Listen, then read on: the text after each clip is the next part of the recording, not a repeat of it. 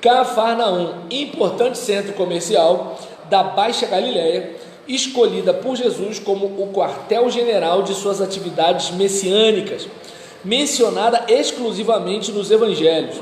Mateus 4 vezes, Marcos 2 vezes, Lucas 4 vezes e João 5 vezes. A palavra vem da combinação Quefar mais Naum, aldeia de Naum. No passado, uma tradição judaica reverenciava na região, um túmulo atribuído ao profeta bíblico Naum. Algumas versões erradamente grafam Capernaum.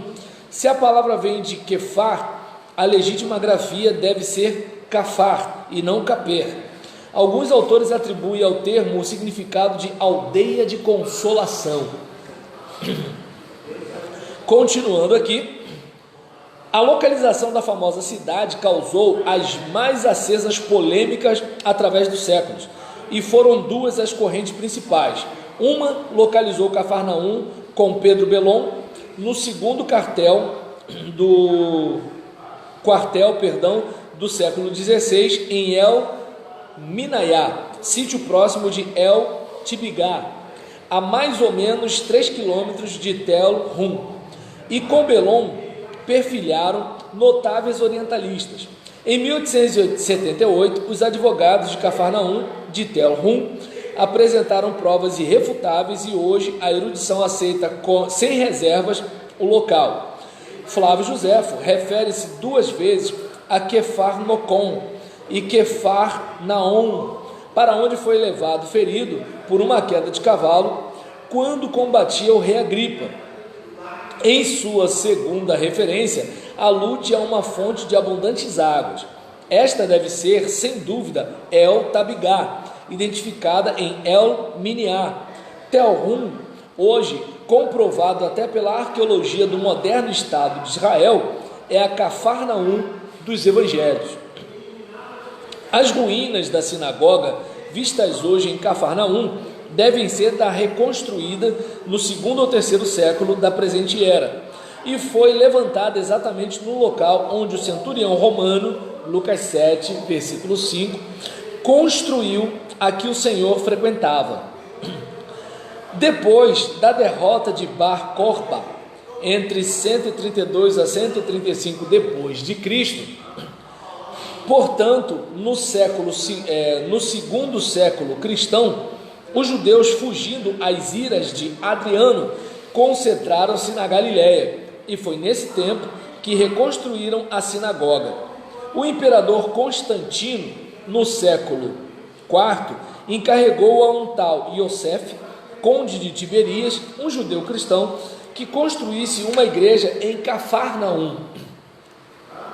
No final do IV século, a peregrina Egeria visitou a cidade e fez alusão à sinagoga de São Pedro. Cafarnaum foi destruída em 665. Com o tempo, ela foi soterrada.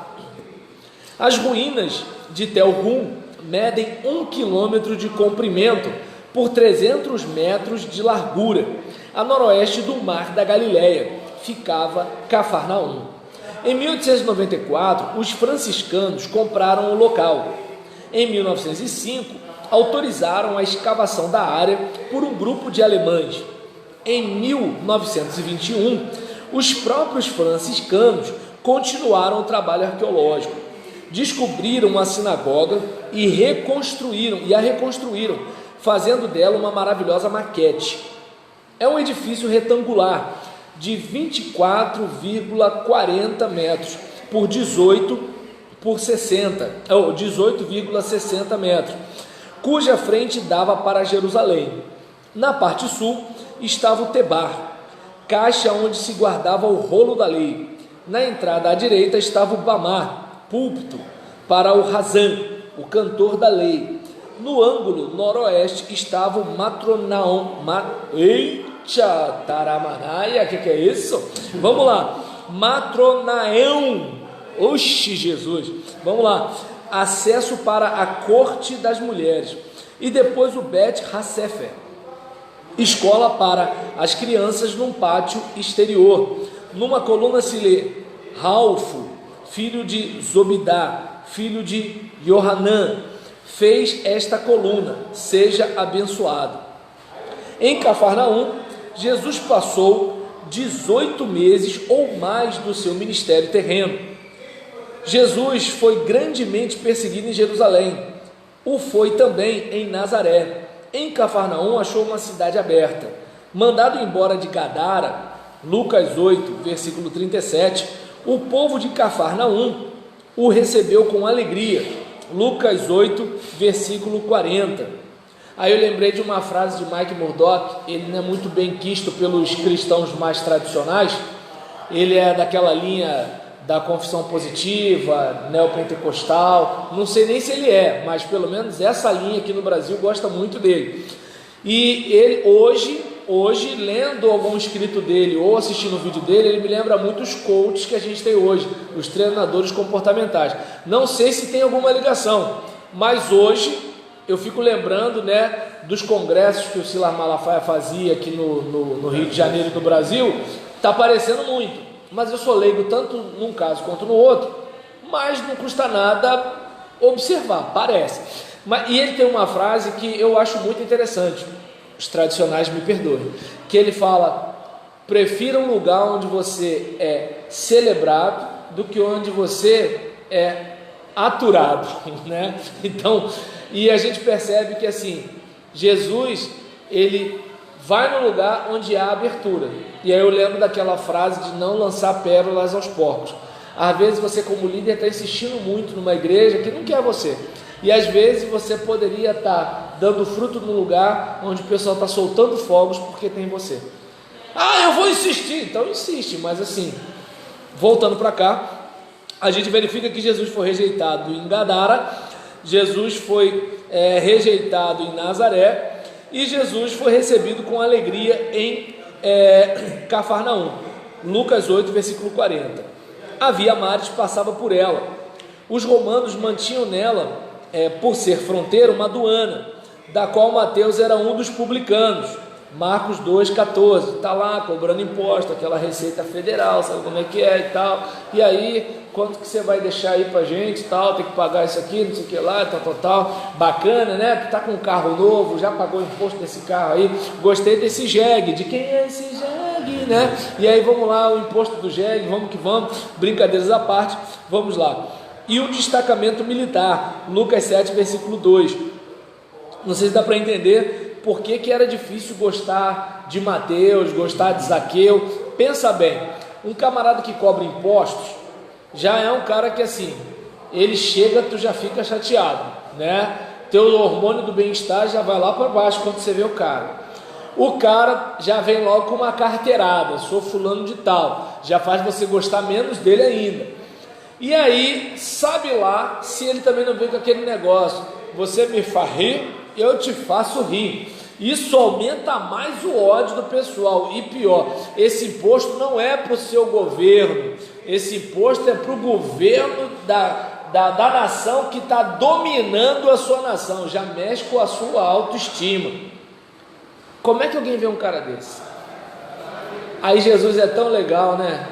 Jesus vai para Nazaré, Jesus pega uns caras desses para ser discípulo deles, né? E bota, de um lado tem um publicano chamado Mateus, do outro lado tem um zelote. Aí, rapaz, é um cara de direita, um cara de esquerda. Eu fico olhando assim, rapaz, é um negócio fenomenal. Sem falar que tem um Pedro de centrão, né? Porque assim, faz média, né, com gentio, faz média com judeu. Olha só Jesus na causa, gente. Vamos lá. E aí nesse caso, né, daí não pode ter facção na igreja, né? Entende? Aí é claro, quando a gente fala em facção, o pessoal pensa logo em crime. Mas se a gente for pensar bem, a facção na igreja, sabe, ela é mais ou menos uma coisa desse tipo, porque assim, é um troço que como é que eu posso dizer? É uma sangria no corpo de Cristo, é um soco no estômago no corpo de Cristo, né? Porque assim, a gente acaba dizendo para o mundo que a gente não tem unidade. Quando Jesus falou, né, que o que vai comprovar, né, que Jesus foi enviado é que todos sejam um. E aí o povo no espírito faccioso, mas vamos seguir aqui. E aí nesse caso a gente observa, né, que era um centro cosmopolita, respirava-se liberdade, era praticamente a porta de entrada para Decápolis, a região helênica de Israel. Era conhecida como a cidade de Jesus, Mateus 9, versículo 1. Em Cafarnaum, o mestre realizou grandes trabalhos e operou maravilhosos milagres. Percebe? Onde Jesus ele é recebido com abertura, você vai ter uma manifestação maior do sobrenatural. E aí você vê que não é porque Jesus depende da nossa fé para operar um milagre. A questão é que é o seguinte, a abertura. Então ele é bem recebido. Onde ele opera o milagre, as pessoas, por darem abertura, entendem que Deus está operando. Aí ele vai ficar operando milagre, o pessoal vai ficando dando glória ao diabo. Ah, isso foi da parte de Beelzebul, isso aqui é o Satanás. Não, vamos pensar, né? E aí, nesse caso aqui, a gente vai reparar que ele curou o servo do centurião, Mateus 8, versículos 5 a 13, curou o paralítico trazido pelos 4 amigos, Marcos 5, versículo 22 a 43, curou o leproso, Marcos 1, versículo 44 a 45, curou o homem da mão mirrada, Marcos 3, versículos de 1 a 5, curou a sogra de Pedro, não sei se Pedro, né, negou Jesus por causa disso aí, ficou chateado, mordido, e aí nesse caso, curou a sogra de Pedro, Mateus 8, versículo 14 e 15, curou a mulher hemorrágica, Marcos 5, 25 a 34, libertou um endemoniado, Marcos 1, versículo 23 a 26, curou muitos enfermos e libertou grande número de endemoniados, Mateus 8, versículo 16, ressuscitou a filha de Jairo, Marcos 5, versículo 22 a 43, acalmou a tempestade no mar da Galileia, Mateus 8, versículo 24 a 27, apresentou-se como o pão da vida, João capítulo 6, versículo 24 a 60, condenou a incredulidade de Cafarnaum, Mateus 11, versículo 20 a 24, André e Simão tinham uma casa em Cafarnaum, Marcos 1, versículo 29, ele pagou o tributo a César com a moeda que Pedro encontrou na boca do peixe, Mateus 17, versículo 24 a 27, Cafarnaum foi destruída no ano 665 da nossa era, nunca mais foi reedificada, realmente desceu até o inferno, Mateus 11, versículo 23, e aguarda o juízo vindouro, como afirmou o Senhor Jesus, Mateus 11, versículo 24. Então, para a gente terminar com chave de ouro, vamos aqui abrir nossa Bíblia, porque hoje eu estou de óculos, no capítulo 11, né? Meu irmão, tá desse jeito. E aí, 11, 24. Isso, achei. E vos digo, porém, que haverá menos rigor para os de Sodoma no dia do juízo do que para ti. Palavra do Senhor, como dizem os católicos, desse jeito. Vamos para o lanche, gente boa.